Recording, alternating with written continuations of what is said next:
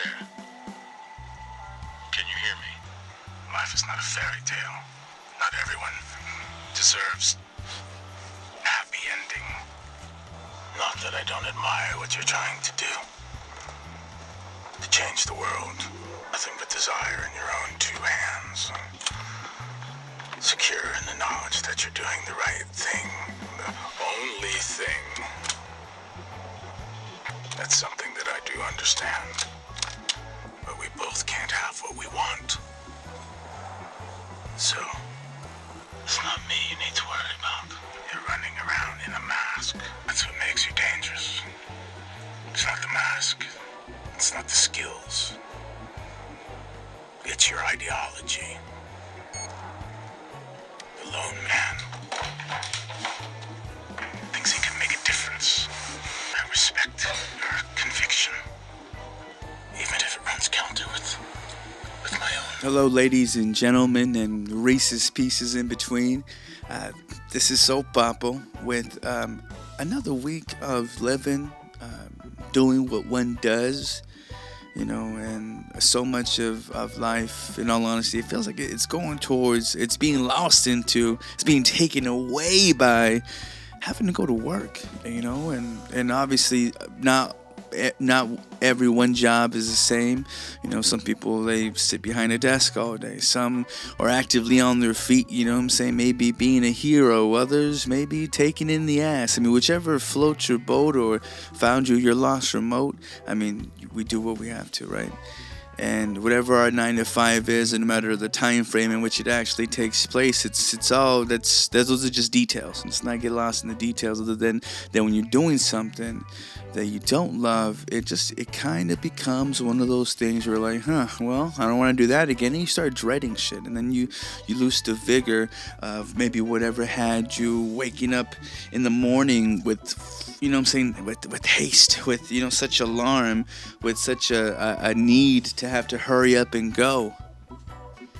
Something that, you know, and I don't mean in a way to where you have fucking kids running around making a goddamn mess, pissing you the fuck off, and you gotta go be back there with a goddamn mop and broom, or broom and mop, whatever came first, the chicken or the egg.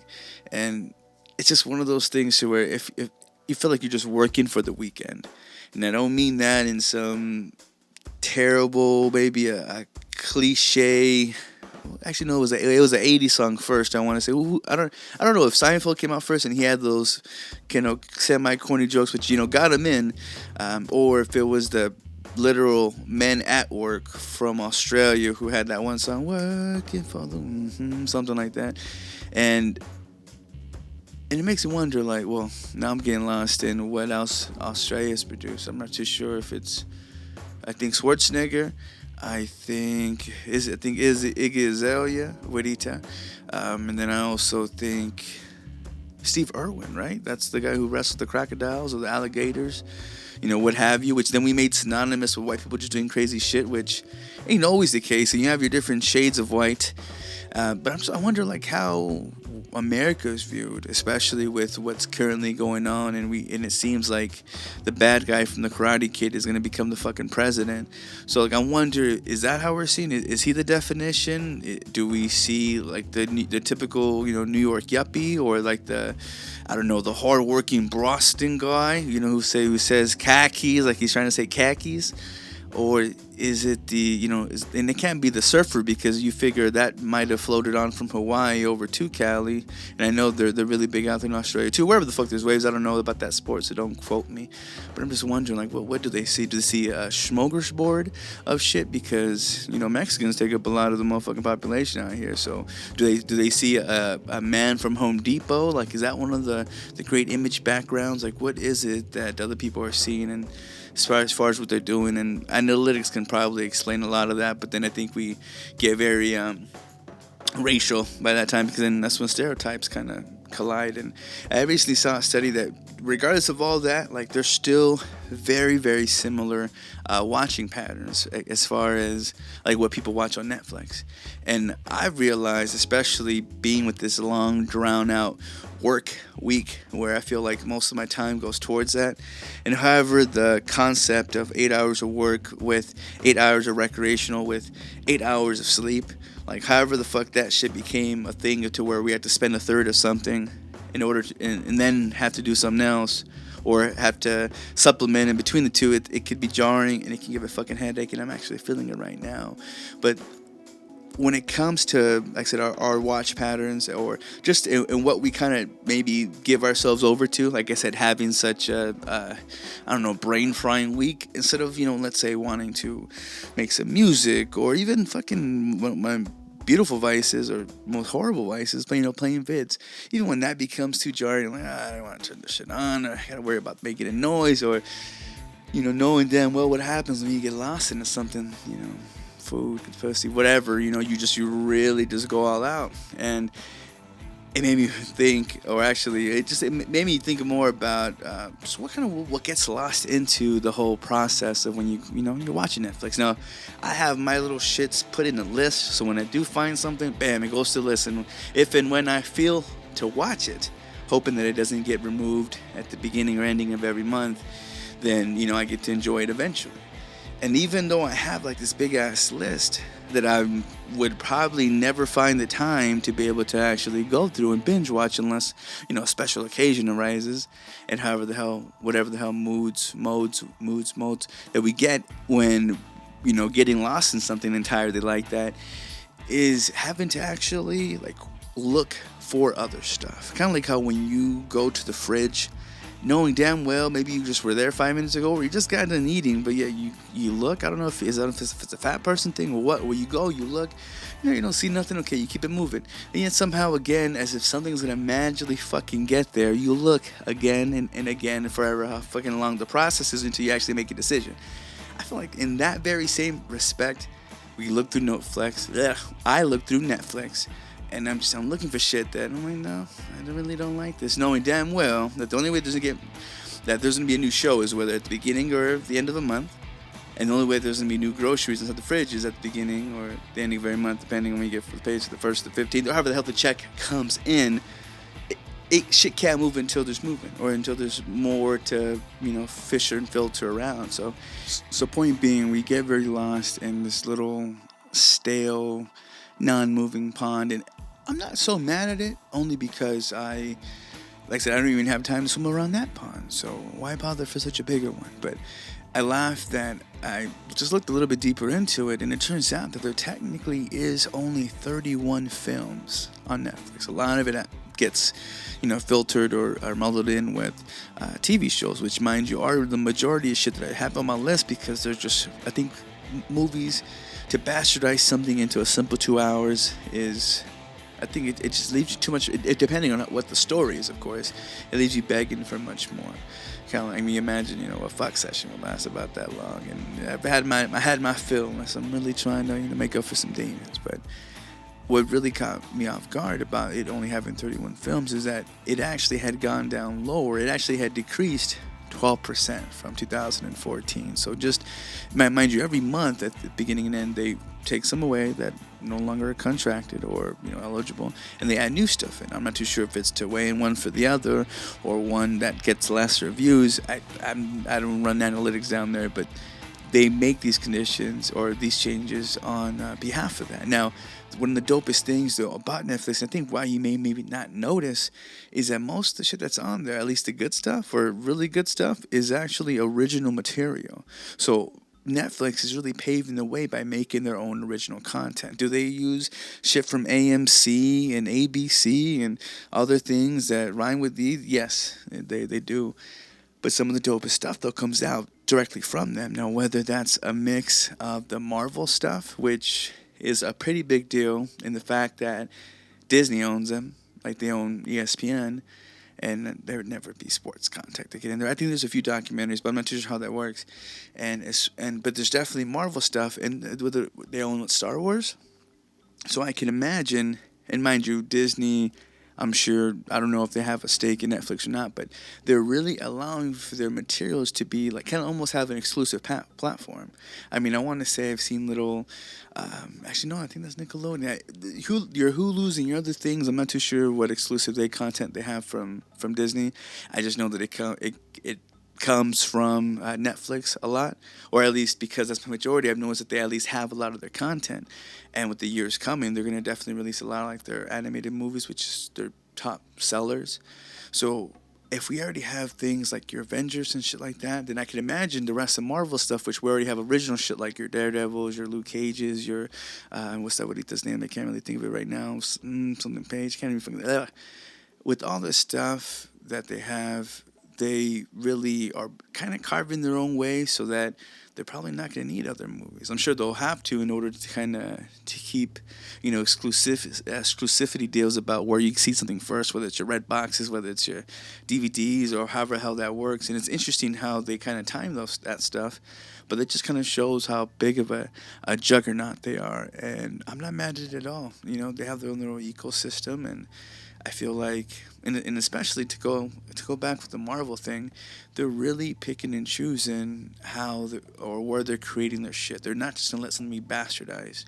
I mean, no offense to Supergirl or the Arrow and other DC, franchises, but shit can seem pretty whack, and I can't be mad at that because even the earliest, maybe still, I'm a Superman fan, but it's always been corny, and it's always just been kind of a tool to look at, and that's what gives Batman such a bigger strength audience wise, is because you get to be a little bit more dark and a little bit more gritty, and Superman is known as the Boy Scout of sorts, so which isn't a bad thing. Like I said, that's great and that's honorable, but there's a bit of edge that kind of gets lost in it when you go that route. But either which way, back to Marvel, they're actually even when it comes to video games, one of the things I used to get really upset about is every other year or every time a movie comes out, there's some franchise game to go alongside with it, and it always kind of came out a bit shitty. Like there was something missing in the details, whether that was, I don't know, just the functions or glitches or just whatever the hell.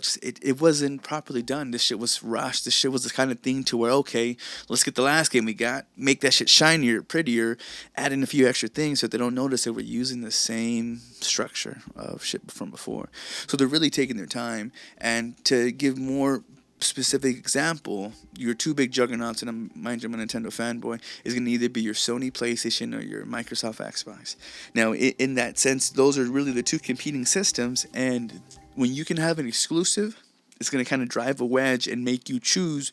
I mean, unless you have money to just get both systems, you're going to pretty much pick and choose what system you're going to go for, which one you're going to invest into and build this library of shit for. Because for those that don't have the luxury of having money to wipe your ass with, or the nonsense to just put on a credit card and worry about it later, you're going to probably be picky or precise or more particular about what you invest into. At least we should. Anything we lose ourselves or gives ourselves over to, we should hopefully give it a lot of consideration, just knowing the ins, outs, and ways about it. But anyways, Marvel, and I keep getting off the point, is teaming up with a company called, or they're using the developers called Insomniac Games. If you're into them at all, you might know them from your Ratchet and Clanks. They definitely did a really dope-ass game. That was called Sunset Overdrive, which is the only reason I would want to go back to Xbox. I mean, besides kind of playing the Gears of War shit, which I didn't hear was all too great this last time around, I would want to go just because of that game and the fact that this company, who normally has had a very close relationship with Sony since, I mean, I'm pretty sure even before the Ratchet and Clank series, they've been known to be the homies that chill with, Sony.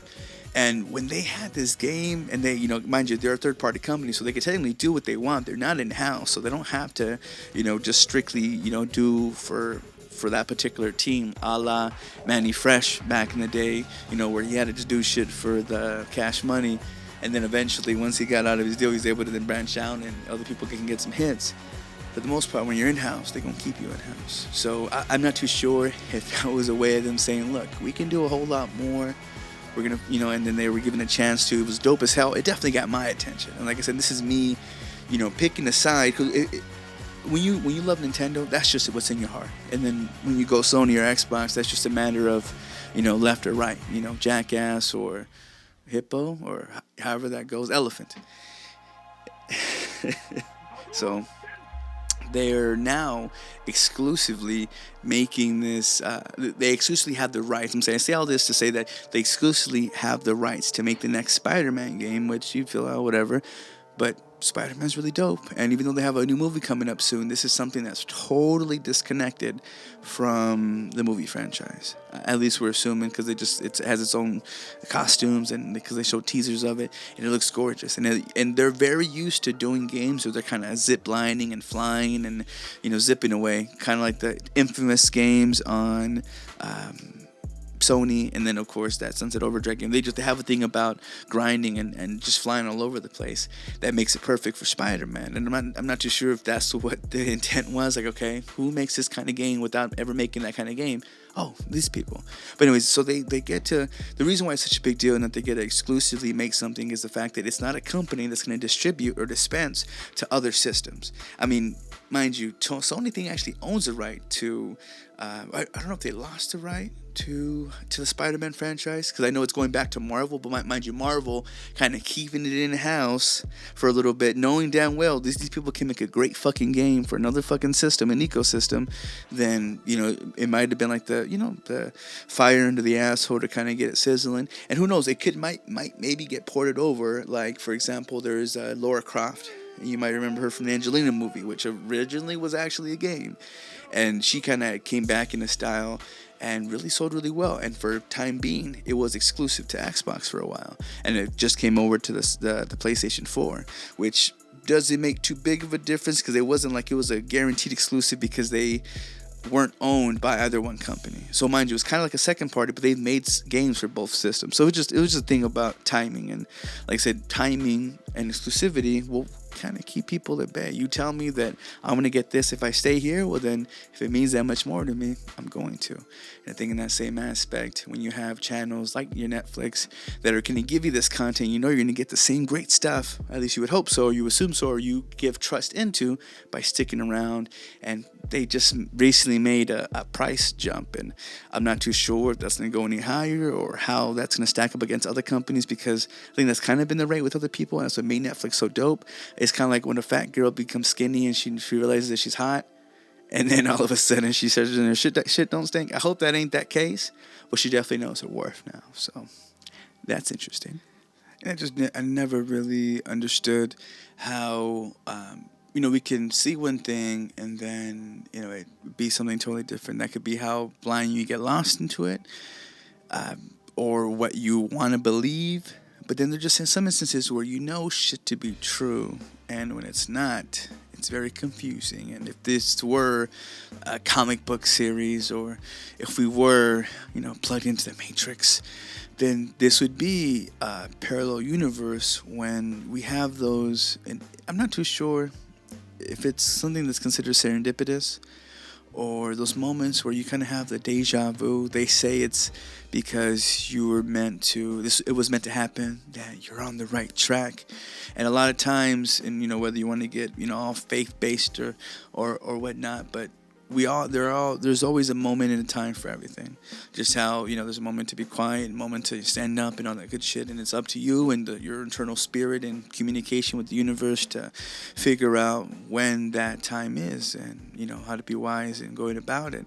A lot of times, as far as me, like I know just when I'm like, fuck man, I should have done that differently. I know what I should have done. Why did I sabotage myself? How the fuck does that happen? And then you just have these moments of deja vu where you see yourself shooting yourself in the fucking foot, and you're like, damn. Now, if that is serendipity, and you just kind of came full circle again and realized, fuck, okay, that didn't work, so now I gotta do this again. And even though as much as you hate having to start over, it should be easy, because you should be good at what you just did, or at least you should be alert and hopefully remembrance of that, so that you know what pattern to follow or to write up against, which could make life not sound so much to say shitty, like, you know, white first world problem kind of way, but you're so mad because you feel like you should be wiser, you should be better. And a lot of times, like I said, I was wondering if it was a matter of just, you know, could something have been altered? Like, how is it that I remember this exact same moment? How could I have been right here? Or how can I have repeated myself so many fucking times? One of the worst things to be is a fool. And even though cholos and most niggas will say, what up, fool? Or some shit like that, like, I really dislike it, and it's very disrespectful. But I came across some, and I hate to give shout outs to BuzzFeed, but they had 20 examples of what I'm kind of mentioning, and they're referring to it as a Mandela effect, and it's what really makes you believe that you're in said, you know, parallel universe. And it says maybe it's parallel universes or time travel, maybe it's just bad memory. Either way, it's fascinating, and there's an unexplained phenomenon that you've probably experienced without knowing what it's called, and when garnering more and more attention lately, the Mandela effect is what internet is calling those curious instances in which many of us are certain we can remember something a particular way, but it turns out to be incorrect. Now, this is really where it fucks with you, because you didn't know there was these changes, and that almost makes me think, okay, well, shit, could it be rebranding? Could that be the case? But there's a big difference from rebranding and what you can then do a Google search of and try to figure out, was it this way? And if you can't find evidence, that just makes you wonder, how's a rug that easy to sweep out of? And I guess if you have money, it makes it that easy. But it says that the name of the theory comes from many people feeling certain that they could remember Nelson Mandela dying while he was still in prison back in the 1980s. Now, it says contrary, and that was a weird thing too, because I could have sworn that was in history. It says, now, contrary to what many thought, Mandela actually, Mandingo, actual death was on December 5th, 2013. I remember Obama being there and it being a deal. It was despite some people claiming to remember seeing clips of the funeral on TV. And it goes, these false memories have some people thinking their memory sucks. But some would wonder if they've gone to a parallel universe, or if it's time travelers have gone to the past and slightly affected our present, so that they're simply losing their freaking minds. Whichever it is, what's most interesting about the Mandela effect is that it's so many individuals share the same false memories. And that's the part that trips me out. And like I mentioned earlier, when you're on the right track, or when something is simply destiny, and some things you can't alter, some things they just have to happen, but other things they find their way, that could be the God effect or whatever you want to call it. And it makes me wonder, so if something is still close to being as it is, because they would have had the same effect whether now or then, is the part that lets you know, okay, well then that simply was made to be there for some bigger, grander scheme of shit that had to have happened. And something, and like I said, things very similar too. For example, Oscar Mayer isn't spelled, M-E-Y-E-R. They have it spelled Oscar Mayer, M-A-Y-E-R. And it goes, and it's in actuality the famous brand of hot dogs and lunch meats. It's Oscar Mayer, but people have grown frustrated because they remember it being M-E-Y-E-R with an E. And a lot of people call the jingle from the commercials and insist the lyrics here. My baloney has a first name, it's S-O-C-A-R. My baloney has a second name, it's M-A-Y-E-R. Still, somehow it's actually Mayer, though many people think that it's that's the real baloney here. So, and if y'all didn't catch it, it's baloney, meaning it's shit. And considering that processed meat is a bunch of shit crammed together, that's, I don't know if there's a quadruple entendre, but that hits the fucking cake. Now, the next one they mentioned was a show called Sex and the City, which is what I thought that it was called. And it says, but many people insist the memory being, it goes, I guess it's called Sex and the City. But many people insist they remember it being in. At some point, some people have even posted pictures of old memorabilia they had that supports the false memory. Like, what the fuck? Like, shit might have been altered, but how did we finally come up with that twist? Like, what would garner you making that after the fact? Unless it's someone trying to make an artsy claim saying, well, it's Sex in the City and that's why you love being there. But I thought it was the Sex in the City that drove these hoes wild. So, interesting, to say the least. And then the next one, which fucking really tickled my asshole because I'm a big fan of Queen. And I know this shit. We Are the Champions by Queen. It ends differently than many people recall. It goes, many of those familiar with the song remember the final lyrics being, no time for losers, cause we are the champions. And that's when the nigga ends it with the of the world. But guess what? It goes, there is no of the world. The song just ends. And it's driving people crazy because they feel they 100% are sure that they've heard otherwise in the past. Now me, I grew up with, my daddy might have been a fairy, who knows, that might have been why I'm so spicy as I am, but I remember Freddie was one of the, people he was just infatuated with, so in turn, I listened to it, instead of me fucking hearing some fucking tunga tunga tunga tunga beaner sort of shit, I grew up with Freddie. Understand that, respect that, and for a fact, I mean, you can't say a fact because there's no way I can fucking prove it, since now that song no longer ends that way and it's been out since fucking 79 or whenever the hell it came out. It makes me wonder, like, how that could be. So that's fucking definitely nut scratcher right there. And it goes, many people think that Monopoly Man, rich Uncle Pennybags, has a monocle, but he doesn't. And I'm looking at pictures now, and he definitely doesn't have that. Now, why you would take that away from something, holding its vintage look, because who the fuck holds monocles nowadays? If I could, I would. If I could pull it off, I sure shit would. But it goes, perhaps there was just something confusion about Mr. Peanut, the planter Peanuts mascot, who also wears a top hat and carries around a cane. And there are a number of people who can't seem to grasp how the Monopoly Man is monocleless. And they distinctly know him to have one. Now, one thing I'll say for sure, too, is, and I'm pretty fucking sure, Jim Carrey in Ace Ventura, maybe number 2, which I'm surprised hasn't been remade or hasn't just fucking made a bigger deal. I remember him making fun of Pennybags and was even like, he took some old man's monocle, started wearing it, and he made 2 specific jokes. One about being the peanut cat, and then the other one being the nigga from Monopoly. So the proof is in that thing, unless that movie got fucking erased out of history too, which would freak me out. Y'all should look that up. Another one that fucking had me was the Bernstein Bears. Now, the Bernstein Bears are actually called the Bernstein Bears, which probably wouldn't make a big difference, but now, like when you look at the books, it says the Bernst, and then it has a little slash, and then in Bears. So this one's more popular Mandela effect based because it shows that someone recalled a book series cartoon about a family of bears being known as the Bernstein Bears. However, if you look at it now, they're actually called the Bernstein Bears. Many folks insist they remember it being called with the E, and some Redditor even found the old VHS tape of the cartoon and labeled the shows as such. So why? Except they would be rebranding as if we're not gonna know it's a Jewish name. Like I don't see the difference in that. And there's other ones like Curious George, never having a tail, and Chick-fil-A being what was it? Chick-fil-A. I mean, that's kind of how you always spelled it, but that one I really didn't understand too much.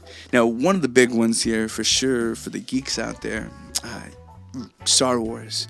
And the big one is when Darth Vader, saying that Darth Vader doesn't actually say, Luke, I'm your father. It goes, one of the most famous phrases from film, but many are discovering that it's not what Darth Vader said. He actually says, no, I am your father. So if they're just misremembered the movie line, or did someone overwordingly shenanigans take place? Because this isn't the only Star Wars related to the Mandela effect in this instance, because I know that the C-3PO isn't all gold. It goes, many Star Wars fanatics recall that C-3PO was completely gold and were greatly thrown off upon discovering that he supposedly had silver legs the whole time, which, I mean, I imagine that being a cop-out for the toys, but they're saying that a lot of memorabilia doesn't even feature the silver leg. It goes, needless to say that this surprised to fans who have seen the film many a times, and those who are Star Wars fans, you couldn't pay someone else to watch that movie as many times as you leisurely did it. So then they never noticed a distinct feature of the popular character. So I thought that was interesting. Now the next one tripped me out because they actually found it, man, interesting. I was watching cartoons with the boys, actually watching PBS, and for all those that have deep money banks, of course I would want you to send it to, patreon.com/SoulPapo. But if you are into education by any means, then you would give it to me. But of course also to PBS, because they do so much. They have such great shit for the kids. We grew up on it, if you can remember, or if you hopefully had that childhood. And Mr. Rogers was the big one. But they now have, I think it's called Daniel the Tiger. And I was tripping out because I was watching with the boys. I'm like, oh, this seems slow. Hopefully they'll grasp it. I heard them sing a song about not being mad when you have to share. So I figured, okay, this might be some good shit. And then I see him driving around the little world that they live in. And it looked like the fucking little, cart that Mr. Rogers had around his house. So I thought she was man interesting. That's not a Mandela effect. That's just a good thing to give to your kids, because if you grow up with Mr. Rogers, hopefully you have some fucking patience, know how to tie your shoes, and contribute to society in some way. But it goes, during the Mr. Neighborhood intro, he'd sing a little jingle that many people remember being with the line, "It's a beautiful day in the neighborhood." Now, that's not what it was, though instead he clearly states, "It's a beautiful day in this neighborhood," which just doesn't sound right for those who feel like they know the correct wording without a shadow of a doubt, especially because that just seems, even though Mr. Rogers always wore that red rag, he couldn't have been about his hood. I thought he was for everybody's hood. And like I said, it's one of those things to where that slight difference is just too weird. And mind you, we were kids, and kind of like we maybe developed our own little like folklore, but that shit, was a little bit confusing. Now, the next one is that people think that Mona Lisa is smiling now, but she used to be emotionless. And that's one of the things that I laugh at the most, because, and I'm not too sure if it's just from years of knockoffs, but, and unless in some creepy way, maybe she's, she was bored before, now she finds this shit mad interesting, and she's truly living in that fucking painting, is that was her whole shtick. And they even questioned that the artist, might have been, wasn't he supposedly a cross-dresser? I forget, was it Leonardo? And that he was painting himself, and he was laughing because the nigga was in drag and no one fucking noticed. So is he laughing about it now? Like, that part I don't understand. But that shit's very fucking mad creepy. If you try to look at pictures, this bitch has a smile now. Unless maybe the photocopies that we made have given that shadow effect. I really can't explain it. But there's something there for sure. There's other non-meaningless ones about Kit Kat not having a dash. That's just a matter of rebranding. But it goes, and this one's for sure too, and this couldn't have been a confusion with the Shaq one, but it goes, people remember Sinbad Genie movie from the 90s, but there isn't one. It goes, many claim to recall a Genie movie from the 1990s that starred Sinbad. The only problem is there never was one. There are some people that insist they are not confusing with the 1996 flick Kazam, which starred Shaq as a genie. They just don't know the title or what happened to the movie's existence. They're all very certain, though, that once upon a time it was a thing.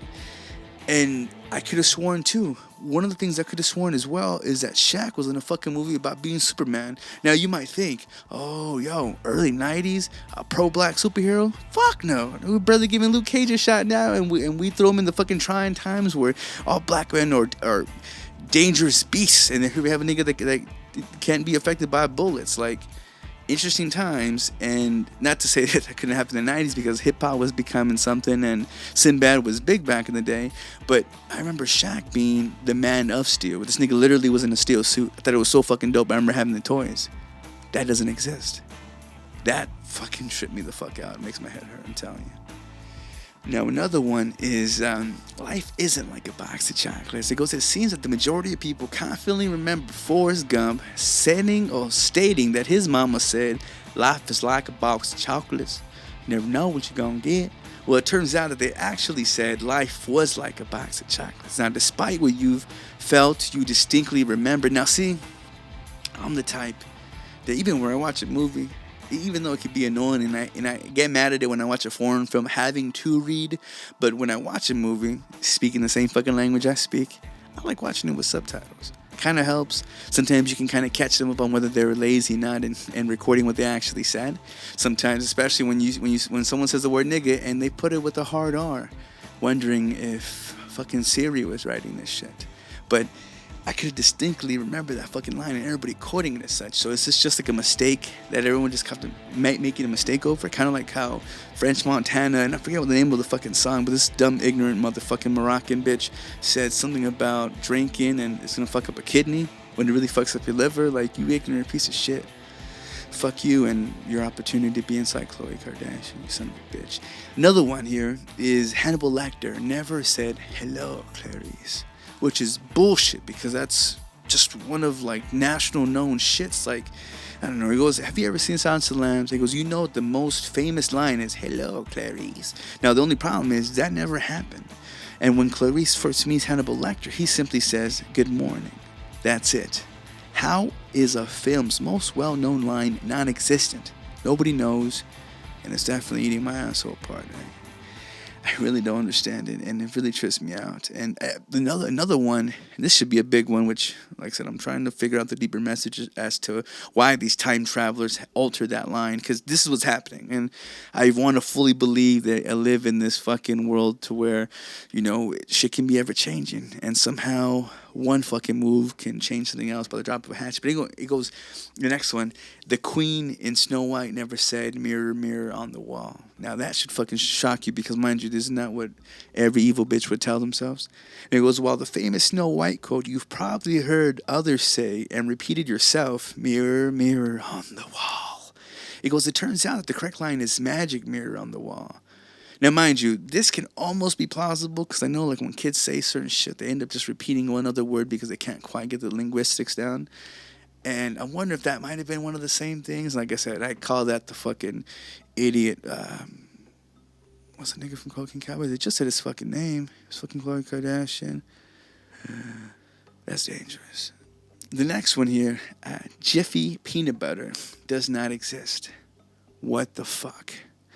It goes, it's called Jif. And see, I think that's just a matter of rebranding. But even though people remember the popular brand of peanut butter being called Jiffy and having a campaign that told mothers that they could fix their kids a snack in a Jiffy, Jiffy was certainly been embodied in the minds of many and even spotted in American Dad during an episode in which the character is uncovering a conspiracy.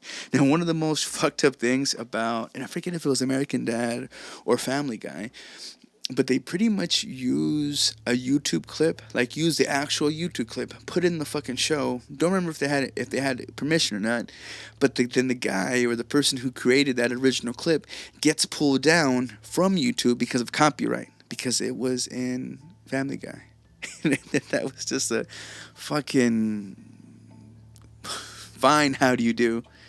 Another one was Fruit Loops and how it was spelled F-U-I-T and then now F-O-O-T, which makes the most sense because if you have O-O's and loops, you don't want that in fruit. So that's just a matter of rebranding. But there's just certain things, like the other ones that he mentioned, to where how could that have been different? And how the fuck did that even happen? And is there any ones that you remember that I'm not thinking of? But I don't know, man. That shit really fucking freaks me out, to be honest with you. Now, I guess back into the realm of being in these parallel universes and not really believing or, you know, holy shit, this is happening kind of thing. Kind of like a slow-moving car wreck has been the whole Trump thing. And it's so funny, we've come to expect this kind of stuff, and of course it's going to come out just before it's time to actually vote for the goddamn thing. But Trump has now allegations about women, being, was it sexually abused? I'm not too sure if he just sexually harassed or if he fucked some of these bitches. The Cosby effect, now that would have happened a long time ago. Those skeletons would have been one of the first things to come out. Like I said, shit, this man's been under a fucking microscope, like, intentionally for the longest, since we can remember. That's how he built his name. So it's kind of it's reached kind of like it's weird. It's at a weird fork in the road right now because it's either where, you know, we either would have known about it and believe that it doesn't, you know, it can't be right, it can't be true, you know, it's just bullshit that they're throwing to kind of throw some spice on top of all this shit. Or maybe we kind of accept it, and why wouldn't Donald do that? Why wouldn't this man who talks shit about a fucking fat dyke, in public TV and repeats her name when it's time for the debates, why wouldn't he go after this, or why wouldn't he do this? And in that same respects, there was what was it, the fat shaming he did with that girl Alicia Machado, who he had called fat. She's a former Miss Universe. He had talk smack about her.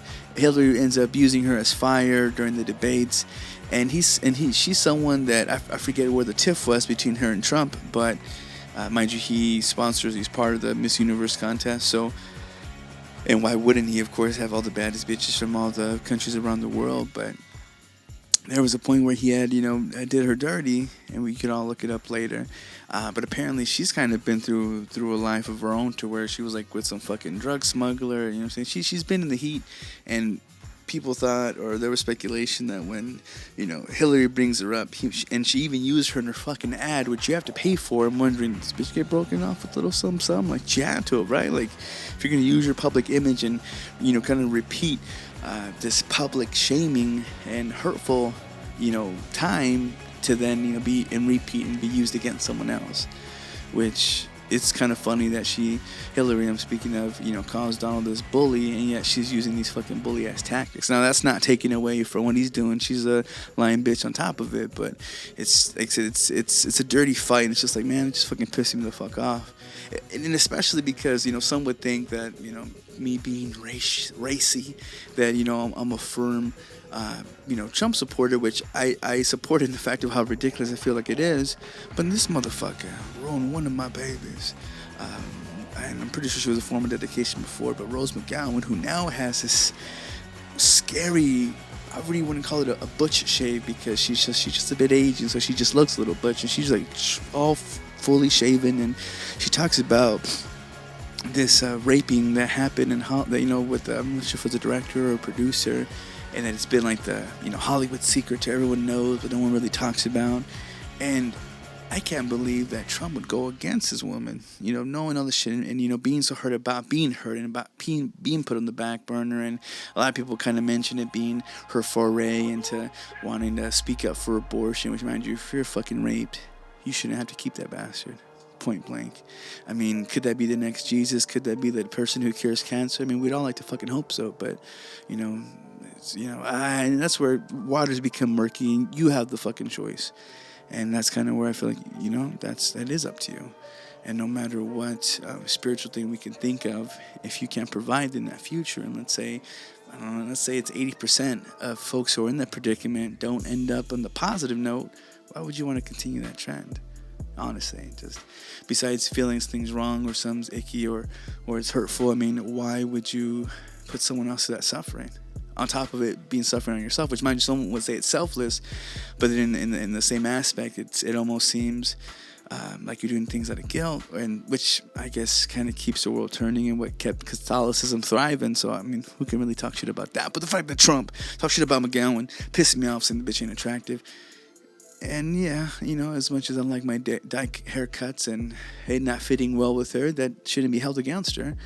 And I don't know, that fucked me up, man. How in this time, and I guess it doesn't matter what kind of zingers you're throwing, which definitely, as we know, what kind of parallel universe we're living in, or we can throw this bitch in the fire, calling her ugly. Like, Trump, you an ass. And although it's shitty that you have these people throwing these claims at you, it almost, like I said, it's perfect fucking timing, and people are going to easily believe it. And why you became the scapegoat for this, I can't understand, and I'm really tripping out about who you have in hand to be able to get you out of this pocket. And, I wonder what fucking deals had to be made for that. God help us.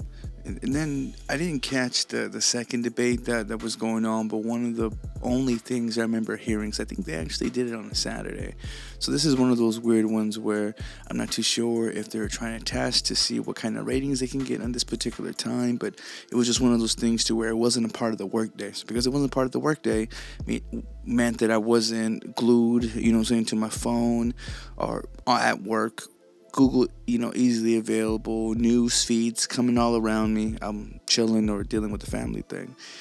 But the one thing that I got out of all this, and this is actually how I discovered there was even a second debate. I thought it would have been more, I don't want to say it because I'm pretty sure it was nationally broadcasted, but it would have been, I don't know, given more of a heads up. I mean, I assumed that they would try to get it to your attention way more like how they did the previous one. At least I thought the previous one was advertised more, and whether that was strategic or not, I don't fucking know. But the only thing that I got from it was a character that had become a meme, and that's fucking Ken Bone.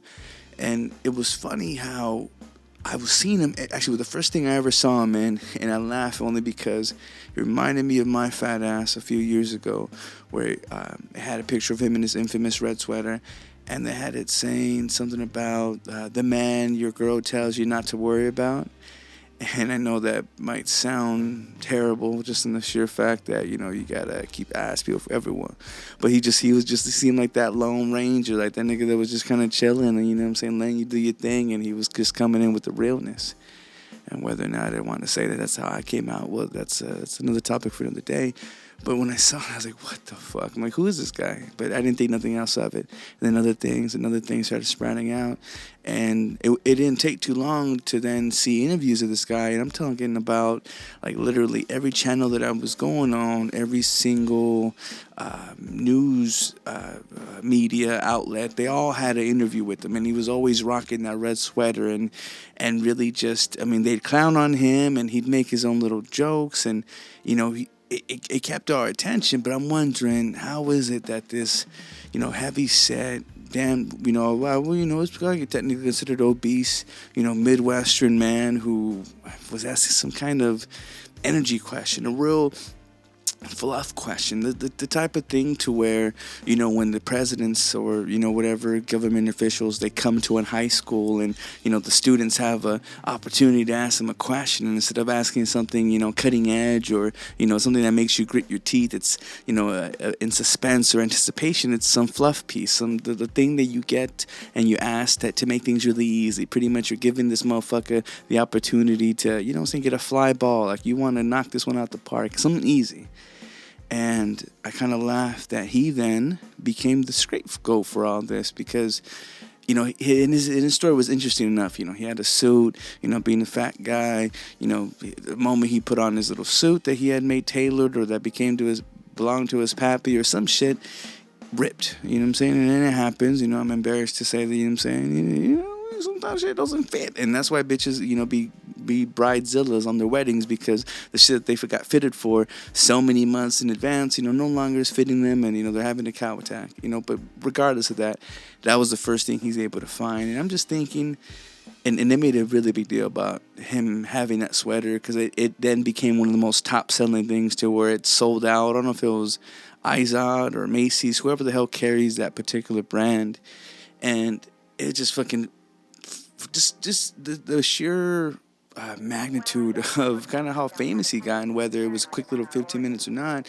and how, I mean, they even fucking made Halloween costumes. I mean, the fact that and we'll get into Halloween costumes in a little bit, but the fact that they have a fucking sexy Harambe outfit, you know, tells you the sheer reaches will do in order to be able to make a buck, especially if there's enough sympathizers out there. That's kind of what I think gave ISIS such a great power. There's enough sympathizers out there to get these niggas to have a movement to roll with. But back to Kevin Bone or Ken Bone, wherever he goes by, he kind of, like I said, stole the show in the aspect that, you know, it's all about him. Now, I think when they do that and, you know, everyone's, you know, gaga over you, people then start digging a little bit, and he was doing an AMA. I'm not too sure if that's a porn thing or something, to where it was connected to Reddit, and he was doing kind of like a question and answer kind of thing, a Q&A, and he then, I guess, opened up the old account that he had once before, and they have your history there. I mean, every website you go to is going to have your history. You go to my Tumblr, you're going to see some of the nasty-ass likes I've liked. But, I mean, hey, you know what I'm saying? It's because beauty is in the eye of the beholder, so whatever. But this guy, you're able to see conversations and jokes that he's had, commenting on when the fappening happened, which he had commented on some kind of Jennifer Lawrence picture. And, hey, I will admit that was probably my favorite thing of that. I mean, that sucks that their privacy was broken in that aspect, but I mean, she's a goddess for sure. So I mean, of course, that would probably be something you would have caught me, commenting on, not talking shit, but if anything, kind of giving my praises. And then that's really where I feel like, okay, that's bad enough. You're talking about something that's, not so much work appropriate. Along with that, he referenced about how he sexually preferences pregnant women, which that's a fetish. And considering that most niggas leave their women, and when I say niggas, I'm talking about just some, no good, nasty men in general, not just, black folks. Although the lines at the children welfare will probably give you a good distinction, Latinos and blacks. But anyways, I mean, there's countless amounts of people, so we can't even fucking praise anybody for that shit. I mean, you're either a person of honor or not. But regardless, it's not what I'm trying to say. What I'm trying to say is, if he fancies those people that maybe are abandoned, just like the butch dyke lesbians that pick up these broken-hearted pregnant women that got beaten by their men, give praise to the motherfucker. You know what I'm saying? They're trying to make treasure out of trash. So God bless him. Now, in that same respect, he's just commenting about things. He even talks to a tranny that was asking for clothing advice, and I'm not too sure if he was trolling or not, but he mentions getting a vibrant, red sweater and some khakis. So that kind of goes to show that, he just happened to have his shit put on. He wasn't, we try to make him out to be this hero. We kind of make fun of him at the same time. And then we get upset because he makes a couple of off-color remarks. And, I mean, that's ridiculous. And there's even another story or another comment, because like I said, in Reddit, you can see all your comment history and everything. And there was one, article or one story about someone who just had felt ugly and suicidal. And he had said something inspirational about that, the likes of that. Another thing, actually, now thinking about it, that he had caught headwind on or some heat towards was the Trayvon Martin thing, which, we can argue all day about how that shit was foul, but there is a certain line where he mentions it being justifiable. Not to say that it didn't have a moral implications, but that, when your life's in danger, that's what happens. So, mind you, not so much a good thing, but it's going to come off wrong because most media outlets, especially straight up internet companies that are looking for clicks, they're going to put on there a precise word that they can quote. Because if they're going to quote something, it better be precise. Now, when you can mention a whole bunch of shit and then take one small word from what they had actually mentioned, and you got yourself some clickbait, and they use the word justified. And obviously there's more context to that, but we're going to see that word run with it and assume he's a fucking Nazi prick asshole. So, mind you, he doesn't look like the nicest guy, but not to say that he's, that much on the deep evil end. And I think that's kind of where they're kind of fighting towards in this whole politic race and in these elections. That's exactly what's going on. They're trying to figure out who's the less evil, who can be the head of these two.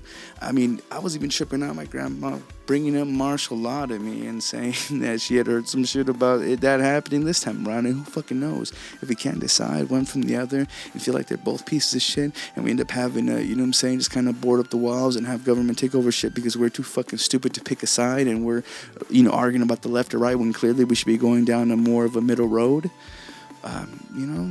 Who knows when they start taking the control on that shit. They start taking shit off of autopilot and start manning the wheel.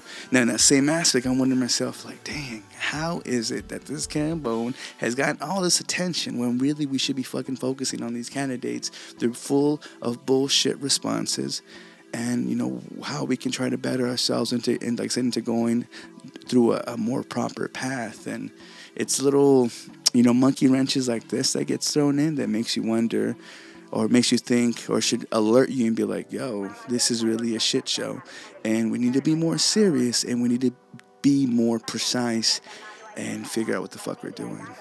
And to allow ourselves to be distracted by such nonsense is kind of horseshit-like, and we should really, really, if not be scared, then just be alarmed. I feel like that's kind of like the best part of that's what the trick is when you see a sleight of hand move or a sleight of hand trick or whatever you want to call it. You're fucking shaking your left hand so you can come in with the strong right, or be able to put whatever the hell behind your back or off the sides, wherever is away from the eyes. And I mean, in some aspects, it would make you feel like, well, fuck, I want to escape. I want to get out of here. I want to be a part of this process. Now, this process might be, world dominant as far as the land on Earth, and we're covered with 80-70% of water. I mean, we're only 1/3 of land is, and everything else is fucking water. Like, it's a big fucking deal. Or is it 3/4? Yeah. Is the water magnitude that we're filled by. So imagine all the fucking secrets that are down there. And again, that's another topic for another day. And you figure instead of trying to focus in on that, instead of trying to figure out what's in the world, what's in the water, how can we make some sort of maybe ecosystem out of that? Because you figure whatever the hell's down there gets to survive. So something has to keep it going. And I'm sure there is, and I can't wait till we can figure that out. And who knows if we ever find not Aquarius, but some kind of aqua world. And I forget the name that I ever heard before, but we're looking the opposite way, or instead of looking in, we're looking out. And they figured out through that, how's it, Hubble telescope here, that big ass one that can see the furthest, strongest telescope there is, had noticed that there's actually 10 times more galaxies than we knew of before. And I know one of the bigger things, I think before there was like 2 million, or is it 2 million or 2 billion, and then now there's like 200. So they'd actually it was 2 trillion. I'm sorry, it was 2 trillion, and now it's up to 2 billion. I was in the presumption actually that trillion was above billion. And actually, forgive me, no, it is 2 trillion, and before we thought that shit was about 2 billion, and that is mind-boggling in the sense that we really don't know what the hell's out there, and there has to be something chilling, or who. I'm curious as to how far out do we need to go until we can see intelligence, or be able to catch up with something. And for the most part, we probably just can't see them, can't hear them, because we're just not as advanced to it yet. We're probably still in the primal stages of shit. I mean, shit, we're still fighting over race, you know what I'm saying, and all this other bullshit. But that's not stopping private companies from investing into what we believe in the future is, being able to get the hell out of here. And there's already going to be space tourism. And they're saying this is possible as close as 2020. Now, there's 2 private space companies that say they're going to have commercial facilities available by 2020.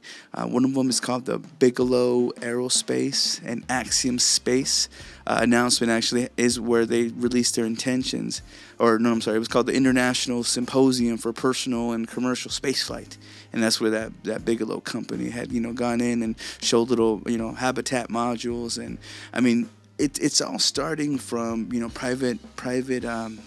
privatized firms that pretty much are going to be helping NASA out, and so they can send their own astronauts out there. And it's kind of like being able to hitch a ride and, still go and explore, but kind of do it on someone else's dime, which they don't fucking mind because they need someone to fucking, take them out there. So there's a lot of interest, and by other governments, as well, looking for that same thing. I think it was 2001 when the first, rich cat had hitched a ride, and I forget where his name is, but more people like him are going out there and at least investing into what they, what drives them. His name is Dennis Tito, who knows? But apparently they stopped doing that kind of thing back in 2011. But it's a money field, and if you have people who are gonna pay thousands of dollars to go to fucking Africa to see Harambe and whatever poachers that are out there, then I mean, those motherfuckers have money, and they're going to the wrong, to the poorest places, and seeing how these fucking niggas live in natural oases, or whatever the hell. So I could just imagine, those same kind of folks who have the money and that, Skrilla to go up into space. The fact that we're already at the end of 2016, so we're literally maybe about 3 years away from this shit happening. Like, they already have modules that they're testing out. Like, we're at that stage. Like, I didn't even know people were going to and fro the, the moon, or, into space. And we're talking about being able to fuck around in Mars. And a quick little side note, I was watching Storybots with the boys, and it was this dope-ass thing talking about the planets, and I totally forgot that we don't consider Pluto to be a planet anymore, so they're rapping, and they're talking about all the cool little features, one place having both volcanoes and ice, and, these are just that we know about, and, we're figuring out that there's 2 trillion galaxies out there. Like, the universe is so big, and at what point, at what juncture do you kind of cross paths into into something that's going to take you into the parallel, and and you find something, in some, twacked out, alternate universe, and who knows the possibilities, that go within that. So the shit's just so much bigger, and it's shit's so big that you don't know where to start. And truly, just like charity, it should start in the home. Or at least that's a line that I heard in a Friday movie. But that's where it starts, and it's kind of where you dig and where you build and where you start recognizing, and whether it's out in space or in our deepest waters, which can consume us whole with no problem.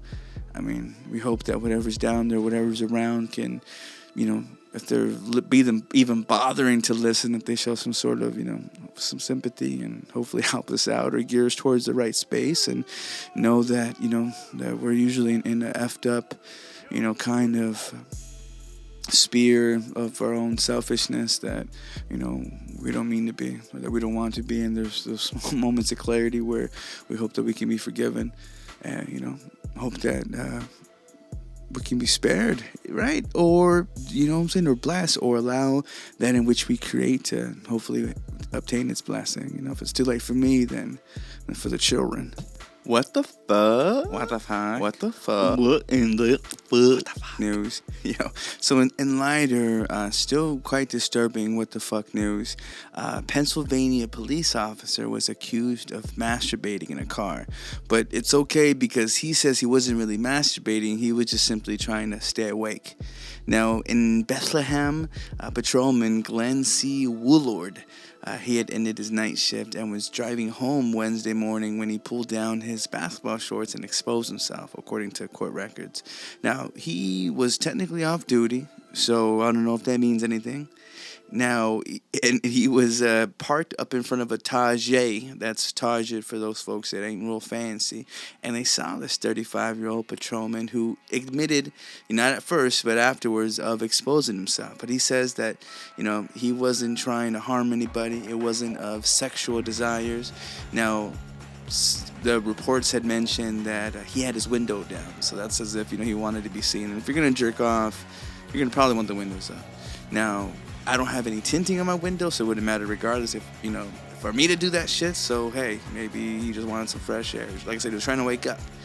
Now, it was also said that when he was, what was it? He was just simply, it was a kind of a morning shift. So, he was on his way home. No, my bad. Overnight shift. So he was on his way home, and I guess, but he parked, though. I was going to say maybe he just wanted a cool breeze to kind of get him up some, but he was at fucking front of a Target. So, and then again, who the fuck are working at Target? Don't they open up like at 10? Don't they open up pretty late? Like, I don't get it. But yeah, apparently, so I guess he was in the middle of a parking lot between a Target and a Dick's Sporting Goods. So I guess that kind of makes sense. Still, though, I mean, you're exposing yourself, and, you're on your way home. Unless that's how you get kicks, he definitely offended some folks, and the male penis will usually do that.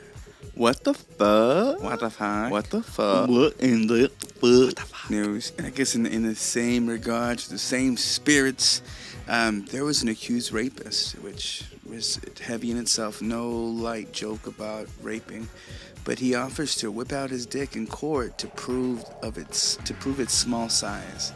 And unfortunately, the judge declines his offer. But, I mean, it's arguable that the only time a man, let alone a man in jail, is going to want to tell the world that he has a small dick, it's going to be in this instance. And his name is Jacques Porkchop Roshop. So, I mean, he kind of looks Jewy and Russian, possibly. Middle name's Porkchop, so I'm not too sure. I mean, that sounds like it's a street name. But that's the regard he made about his dick. He says that his rape and choking trial on Tuesday, where he took the stand for a second day to insist he's innocent, claiming that his penis is way too small to have committed vicious sex crimes against 2 Vanier prostitutes. Vanier, it goes that it's my only defense. Ross Chop told the jury. It goes, the accused choker rapist said that he'd been humiliated by international headlines for mounting his small penis defense, but that it's the only way he can prove his innocence in the she said, he said case, absent of DNA evidence, rape kits, or independent witnesses. Now, you'd figure if it would have gotten to this deep stage, the sheer fact alone that he doesn't, that there's no evidence like that against him, and I don't know how prostitute, mind you, if you're in that position, that doesn't mean anyone can do what they want, because you are to be in control. That's why you are in the profession that you are doing. But I mean, people would argue about, whether or not someone can be raped, because obviously that's just certain serious, and if you say no, it's no. But it's funny when those people have to kind of, cry wolf in that aspect, because look what the position that they got themselves in. Same thing like what's the legal form of prostitution? Porn stars. Just how like when they do that, and remember the big old deal with that guy James Dean, and how there's a couple accusations of him raping a bitch, which you'd figure that's their profession. But then again, no means no, and that can get murky, and I'm not even going to get into that because it's foul in itself. But you figure if they had no evidence, then why would he be so scared, and why would he go with this defense? It's going to fucking haunt you. I mean, they have your name out there, pork chop, what the hell? Now, it says that under cross-examination, though, as his Crown Attorney, Megan Cunningham, noted that the smaller his penis is, the stronger his defense case is. And this is all in print, yo. Cunningham again and again questioned the size of his penis, claiming that he controlled the experiment, referring to the times a nurse visited him at the Inns Road jail with a tape measure and a camera. What the fuck? And I guess even Pork Chop's penis was fully erect when it was measured. And it goes, they revealed that they're still waiting to fully examine him. But it goes, I have a penis of a 7-year-old. He testified. I'm not making this up. I can whip it out and show you. That's just some fucking heinous shit.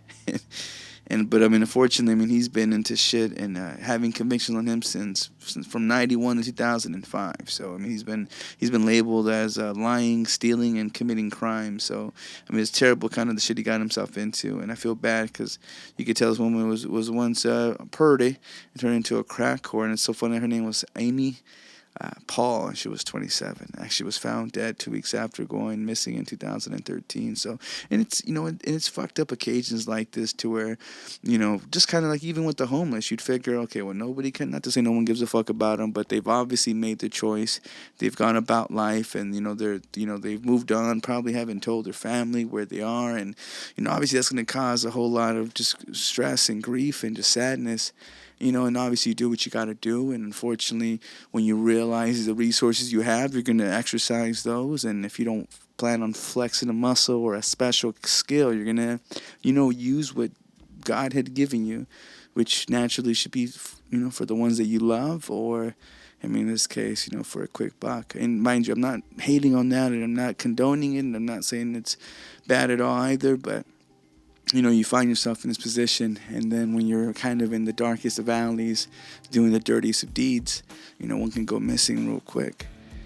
And same instance with homelesses, and the tough choices that they had to have made, and if there's no one there to claim them, they have no legal tender, and there's just no one for there to be. If they were to go missing, well, you've been missing, and that's the end of that.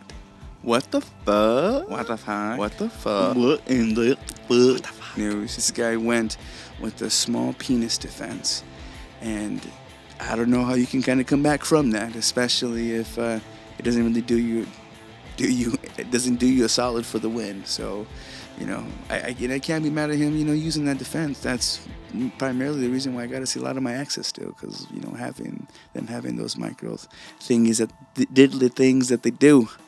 I mean, to do what I do. Lord forgive me. What the fuck? What the fuck? What the fuck? What in the fuck? News. Now, the next, this will be the last what the fuck story I got for the show. I mean, I'm not going to read the headline because it gives it all away, and I think this one's really priceless.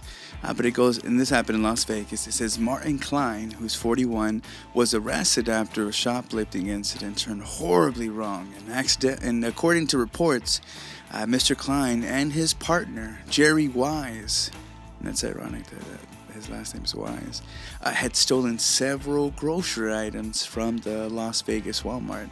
Now, reportedly, Klein and Wise had entered the Las Vegas Walmart at approximately 11 a.m. and headed towards the breakfast food aisle. Now, both the men had taken several cans of Pillsbury cinnamon rolls from the aisles and headed towards the bathroom. Now, according to the CCTV footage, Klein and his partner entered the restroom and stayed inside nearly 20 minutes before exiting.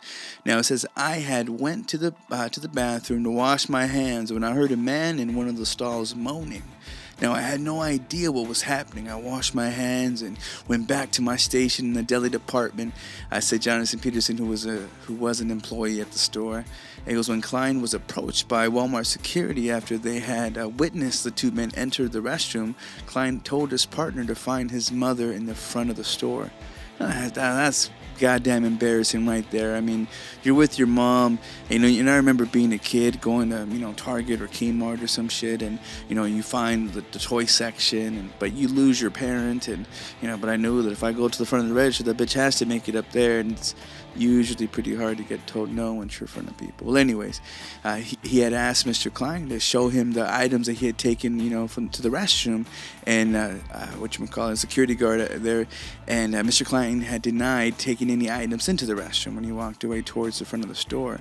Now he goes, he's saying that I followed him as he met up with the other person and he was in the restroom with. Now I grabbed Mr. Klein and his friend squeezed KY jelly in my face. KY got all up in my eyes and on the floor. I attempted to grab Mr. Klein and the both of us fell. Now I fell on top of him, and that is when I heard a loud popping noise. Now Mr. Klein had screamed loudly, and when fluid started running from his backside, it was so disgusting, but at least I caught the suspect. God damn. So, if y'all haven't realized this, and I'll tell you by the name of the article, this motherfucker had hijacked and got caught because a cinnamon roll can had exploded into his ass. Or I should say, had exploded outside of his ass. And that probably is the most mind-bending. And I can't imagine how much in need of a fix you were to get them goddamn cinnamon rolls. And I'm wondering what temperature, the inside of your anal cavity can get to, where maybe you can bake these things. But it gushed out of him, so I wouldn't understand why it would hurt anymore. I mean, I'd understand maybe literally fudge packing it into his ass, but to do it can and all, which I'm assuming they were gonna eat afterwards, that just shit sounded fucking mad messy and too good of a fucking article not to bring up. Cinnamon roll can explodes inside man's butt during a shoplifting incident. And if you can just see his face, he just looks like a twacked out motherfucker. And I'm one of those people that, I'm a rare bird that hasn't been to Vegas. And I just know if I were to, it simply would be for cocaine and prostitutes. And why? If you can do that at home. And mind you, but I know that crack and meth are probably the most well-known drugs out there. And I'd imagine, if I were to go, they'd be the basic necessities, but people who are out there, like I said, they're up the desert as well, and, they're cooking more ways than one. But yeah, man, shouts out to this motherfucker, and another reason not to go. I don't really deal with such fuckery. Now, one thing, kind of looking back at things, kind of milestones and shit like that, we're at the end of 2016. The years that are closed, we're now facing one of the biggest elections ever, and both, the sheer fact that there's people who are of experience and those that are just reality TV stars. We have the opportunity, and we're seeing that, space tourism is going to be an actual thing. Should we have fucking hoverboards? We now, there's a limited print, but they actually came out with the fucking Back to the Future Nike self-lacing shoes. we've reached a lot of things. I mean, shit, we can fucking voice communicate, via a video audio device, and we do that shit on the daily. And a lot of you get your prediction things like, but we've come such a long way, and still have a lot more to progress, of course, internally, spiritually, metaphorically, but in movies, like I said, they're almost old enough to drink now. Some of the biggest, milestones, there's, biggest, things that kind of, if not started a phenomenon, then we're at the very least just something that was cutting edge. And one of them is the movie Independence Day, which, once again, all the movies I'm about to go into right now, they all released in the year 1996. All were important in its own right, or just, a pretty big deal, and it's that old now. And even though we've had special effects and CGI for a minute, I mean, we've come a long way from the fucking Godzilla videos where it's someone in a goddamn not fluffy, what are they called? When they kind of dress up like an animal? Whatever the hell, some kind of mascot gear. And we've come a long way from that. I remember when Independence Day came out, it was the first movie I've ever seen on DVD. And this is where people spent thousands of dollars on getting these entertainment systems, which, I mean, luckily I was blessed to have some hand-me-downs. But, people really, they go balls deep to be able to get this home theater experience. And if you have the luxury to, then you fucking should, because that's how you're able to enjoy shit. And there's some people who have, shits in their living room way better than your fucking AMC. Fuck you, Hawkins. Anyways, I remember just that, some of it still kind of lives up to today. I haven't seen it in a minute. I know they even had a fucking sequel. Like I said, they had to wait fucking 20 years. But it's 20 years old now. Like, you could almost legally drink. That's how old this fucking movie is. Another one that turns 20 is Romeo and Juliet, the one with Claire Danes and Leonardo DiCaprio. It was one of the first movies I remember seeing him in. I know I remember seeing him, I guess, in Gilbert, who was eating Gilbert Grape before so. But when I saw that movie, it really made me appreciate the literature. And, even though we had the 70s versions, it was a pretty big deal. A lot of it because they kept exact to the dialogue, which is what you should. You don't fuck with his words. And although it may seem outdated, they were able to kind of carry it into just how it is now. I remember them referencing specifically the word sword with a nigga holding a pistol. And I remember Crucio, or however you say his name, he was this flamboyant, tranny at one point in the movie. And it was just dope all around. I highly suggest you see it. I remember that year was actually full of Shakespeare stuff. I think Macbeth came out that time too. I mean, there's always those times where they come back and forth. But another one that turns 20 and we're still getting its sequels today is Mission Impossible. I don't remember exactly the first one, but this is kind of where Tom Cruise was on his shit. And this is, I think, what kind of solidified him as an action star. Another one that came out that year was The Hunchback of Notre Dame. Probably one of the darker Disney movies at the time. This is, mind you, before they were into getting hardcore in the CGI animation. Even though that's when the year prior is when they had Toy Story. But even then, it did a whole lot. And I can't remember the movie too much because I remember just feeling bad at seeing the Hunchback like that. But it's.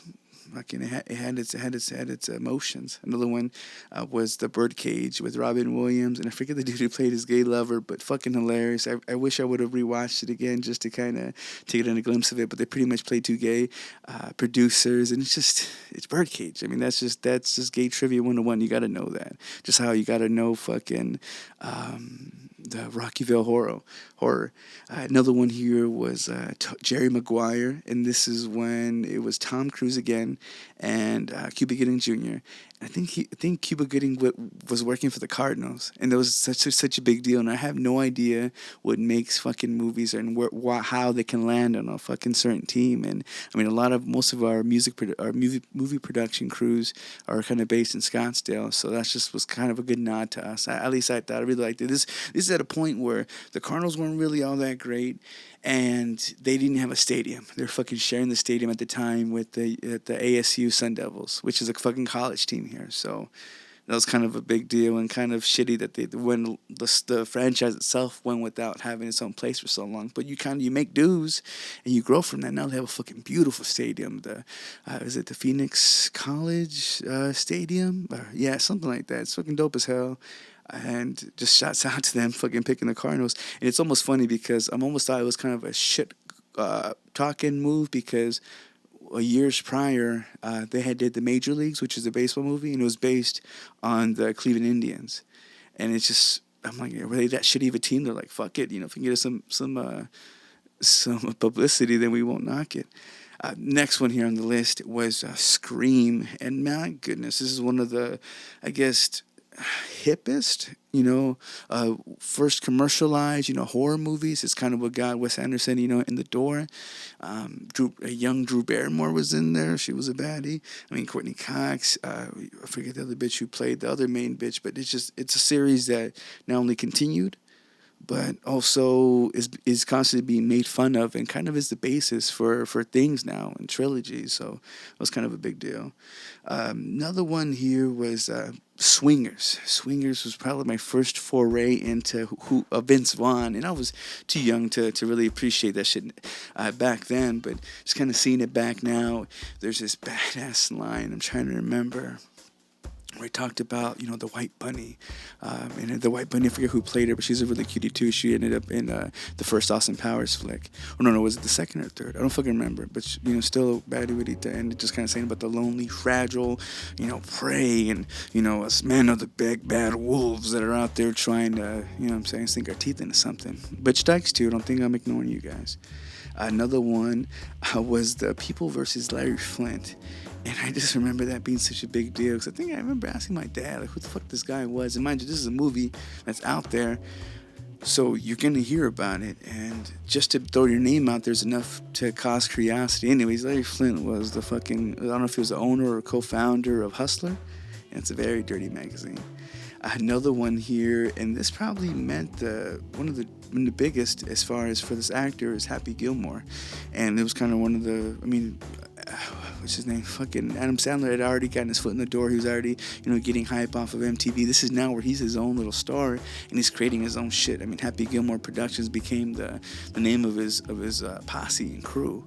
So, yeah, that kind of was it. And one of my closest homies, he's such a fucking fan. Like, he sees himself in similarities, and I cannot commit. Adam Sandler gets a lot of shit for kind of making shitty shit now. And I want to say it started probably when he started doing Jack and Jill.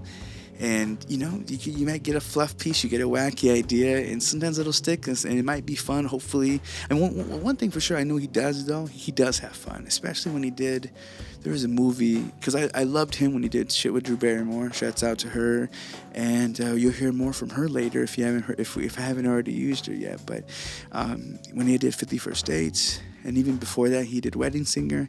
He did good movies, because they match. They have good chemistry, and she's adorable. And and he can be funny when he can. And they did some other movie where they go to fucking Africa. It was some bullshit. Funniest part was when Terry Crews fucking did a titty dance. Like it was not the greatest of things, but he has the opportunity that when he does these movies, he's able to go out on location and fucking take his family and his friends. And if that's not the coolest fucking thing when you're doing movies, fuck with all the haters saying, "Nigga, I have fun and I got paid." Hello. Now the last one I'll mention here is Fargo, and I admit I really don't remember it, but I know that I'm a really big fan of the Coen Brothers. My favorite fucking movie is probably one of my favorites is No Country for Old Men. And I feel like it's a fucking masterpiece. Everything they've done, except for that last shit where was it Hail Caesar? Maybe I just haven't watched it enough times, because when I watch a movie of theirs, I watch it fucking repeatedly. It's gonna sink in. It's gonna speak to you. They did just fucking dope ass shit afterwards. So they're the shit. And you should definitely look up the discography. And Fargo was such a fucking cult classic that, it fucking had people right behind it. And I don't know if it's a Netflix exclusive. I don't know. I'm too much on Netflix dick. I think it's either a FX or AMC. One of them cats, and if I'm totally wrong, then fucking forgive me. But they now have a show, and supposedly that's on the second. Not supposedly, it's on the second or third season, and apparently it's the shit. And The only reason I wouldn't want to see it is because fucking Kirsten Dunst is in it, and ever since she did me wrong on Bring It On and Spider-Man, it just has broken my heart and I don't want to see the bitch anymore. Well, actually, she did Spider-Man because she did Bring It On, and for that I just got fed up with the bitch. But it looks like a fucking really good cast. I can't really speak too much on the show, but fucking, yeah, I'm gonna check it out for damn sure. And that's fucking 20 years. The fact that what happened then is still kind of trickling in, and we're still moving forward. And I sure hope we don't start remaking these shits. This kind of worries me because we are kind of in a way shit from back then. We're still be doing it, trying to kind of bite off of nostalgia and hoping that fucking makes us an extra penny. And, you know, you could hope that it's going to be more entertaining and hopefully not just based to fucking get shit out of our wallets, but that hopefully it can engross or create a universe or a story that we can really get lost into or that can speak to us. And once again, open us up more. Hopefully. I'm just talking shit now. Now, 'tis the season of pumpkin spice lattes and everything else you can imagine. We're getting closer and closer to Halloween. And every time Halloween comes around, you know, at least in the Latin groups, the Dia de los Muertos, it's supposed to be recognizing and kind of like a celebration of, you know, lives that we lost and hoping for the lives of the living.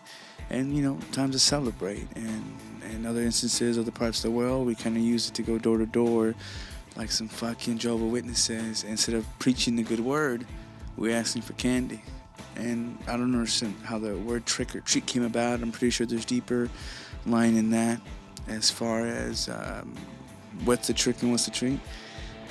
And I don't know if it was always sugary sweets, but another aspect that stemmed from that very thing was one of the probably the biggest hoisms in the industry. And that's when, you know, we or women, even some fellas, wear the most scantily clad items and pretty much show the ass. I wonder how many children are conceived or born or from sex derived from this fucking day. I don't know. But hoes be out there. It's one of the most funnest times. But, and of course, whatever I guess keeps hoes a churning and niggas spending money is going to be a big business. And of course, costumes, whether it's rental or just some disposable, that's a big industry. I mean, they come in and they own the whole fucking month. People even prep the month beforehand to, you know what I'm saying, kind of get shit right and to save up because it's, you know, fall or whatever the fuck. I live in the desert. I can't see these differences. But one of the costumes, as you would imagine, you know, can sometimes lack, if not originality, or pretty much hit every fucking idea you can think of, no matter how minuscule, obsolete, or what's another word? I don't want to say ironic.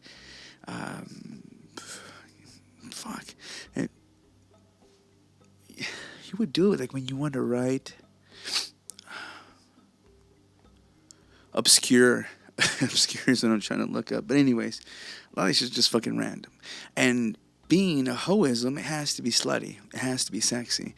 And I'm about to go through a list, and I'm going to try to post up the pictures of these sexy dresses and how obscure they get.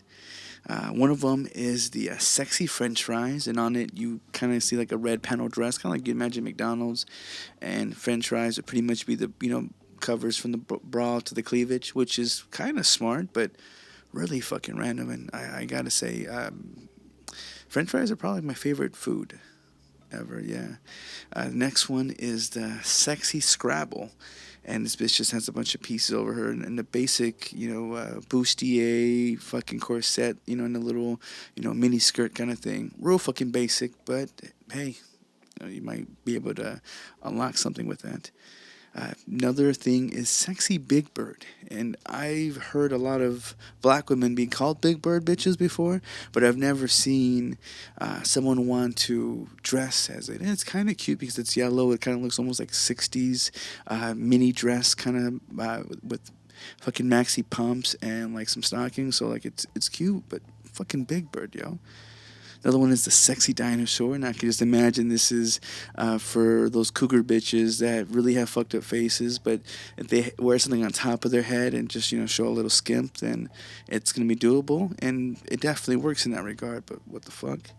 Another one here is a sexy minion, which is damn near adorable because all they wear are little overalls. So make that shit shorter and wear a Cyclops eyeball for a hat. And you got yourself an outfit. Next one is a sexy hamburger. Every fat ass's dream. That's a very skinny, probably like a White Castle-ass small bite, fun-sized morsel of what a hamburger should be. You want that honk. Another one here is the sexy Mad Hatter, which I just thought was kind of unique. So really, I can't be mad at that shit. I really cannot be mad at that at all. It just looks kind of ridiculous because of the fucking big-ass hat, but that's pretty dope. Next one is a sexy carrot, and you can see the shape, get lost in the thighs, but it gets right to the point, and it never wanted a carrot, craved one. It's a dick-sized food. It doesn't appeal to me, so it's kind of funny that they did that. Next one is a sexy hamburglar, and as you can imagine, it's a fucking hamburger with a little fucking cape. And then probably one of the better ones because it's hella cheeky, but I like it. And I wish there was like one for like a Nintendo controller. But the sexy TV remote. In the front you can see buttons all over the panels of her body. And the back is a battery pack. So you're going to have to, bend that bitch over, put in a fresh pair. Another one here is the sexy Grouch. And if you remember the fucking Grouch, he was a motherfucker that lived in a trash can. So although skimpy, ridiculous, retarded, and I'd want to shit on her. I'm not even into that kind of thing. Next one is the sexy Chucky. I was scared of Chucky when I was little, and it's so ridiculous because you just fucking squish the fucking thing. And, you figure you'd be afraid of Jason or something of that nature, but because I had so many toys, that was the shit I was afraid of. So, yeah, fuck you. Another one is the sexy SpongeBob, which is fucking devilish because the skirt or his pants, and if the bitch has long legs, she can really rock some stockings or some, high knee socks. And it's despicable, is what it is. And I'd be afraid of someone who's young and adolescent wearing something like that and fucking stirring up the crevices of something evil. Next one is a sexy crayon. It's orange, and the orange is definitely not the new black, so get the fuck out of here. And the next one here is a sexy pizza slut, and it's a Pizza Hut what's it called, apron. And it just looks like she's doing a porno. So that makes sense. Another one here that's ridiculous is a sexy corn on the cob. And just so you know, they have no bit of nutrition to you whatsoever. I don't see the big hype about it, but you fucking throw either mayonnaise or sour cream and fucking drizzle and damn near throw it into a field full of Parmesan cheese so it's nice and full and some hot sauce, and you got yourself something good there. The next one here is a sexy Miss Potato Head, and I see a lot of potato head bitches, so that's kind of funny. Next one is a sexy Nemo, which I think is very terrible that you're gonna fucking get innocent, non-sexualized Disney characters like that. I say fuck you. The next one here is a sexy Olaf. And although I really was touched by the song where he talked about wanting to go to winter even though he'd fucking melt, that's just retarded, just straight up.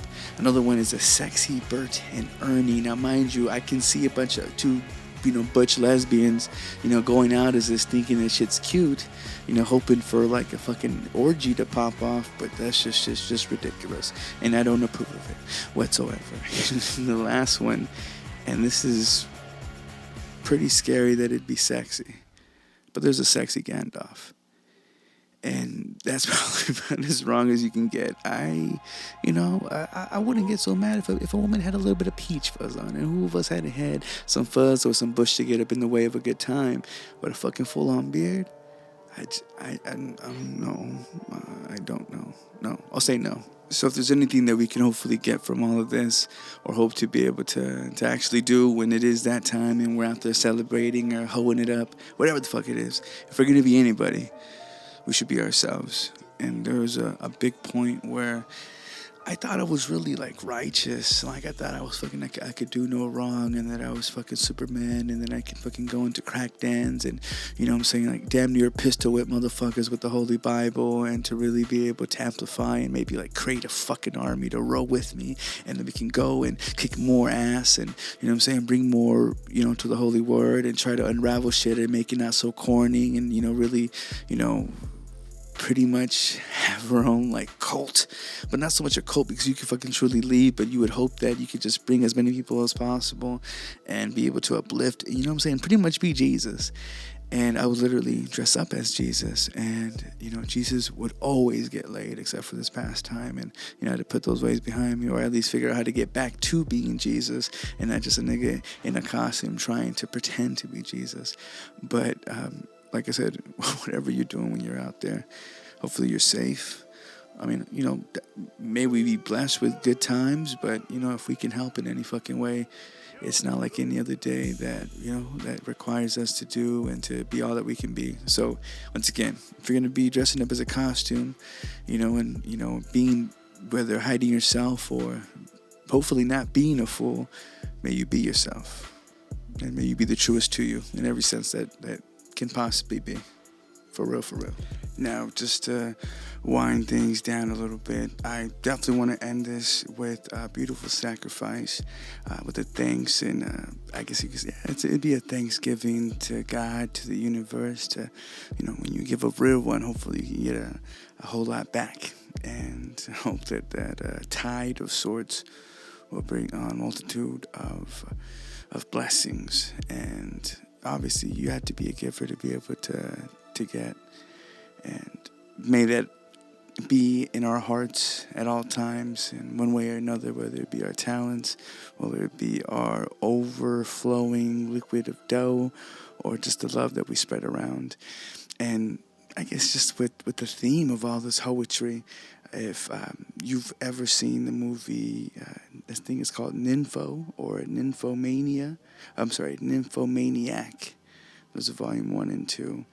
And there's the main actress, which I don't want to spoil too much, but if you look up the word and its meaning, you're going to pretty much get a gist of what this movie's about. And actor Charlotte Gainsbourg, who is definitely vintage vagina, 45 at the time of this recording. She's from London. I always channel my Amy's through Wiritas from out there, so shouts out to her. She is born of rich culture, actress, singer. She's been in a lot of thought-provoking things, and I admittedly haven't seen probably damn near every single one of them. I think I watched I'm Not There, but I don't remember her part. And I highly suggest being able to check out her work. She's fierce, and she's kind of scary. And I'm going to be closing off with a verse of hers from the movie. So I won't say much more than she's bold, and that's what we should be. And hopefully what we're bold in is of goodness and not sort of any fuckery. Until next time, thank you so much for listening. And if you would like to be a producer of the show, you can always go to patreon.com/SoulPapo. And again, that's SoulPapo, which is the same name. You can reach me on most social medias at SoulPapo. And yeah, holler at me, talk some shit. Maybe, you know what I'm saying? Spit your game. And remember always to give blessings. Take care. And I say that society is as cowardly as the people in it, who, in my opinion, are also too stupid for democracy. I understand your point, but I totally disagree. I have no doubt in the human qualities. The human qualities can be expressed in one word: hypocrisy. We elevate those who say right but mean wrong, and mock those who say wrong but mean right. Society is based on hate.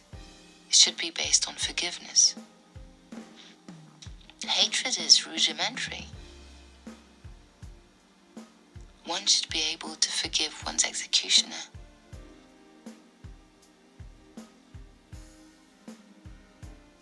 By the way, I can assure you that women who claim that Negroes don't turn them on are lying. Bitch, you lying. No. But they showed me that there was a world far from mine I had to explore. And there, or perhaps on the other side, get my life back.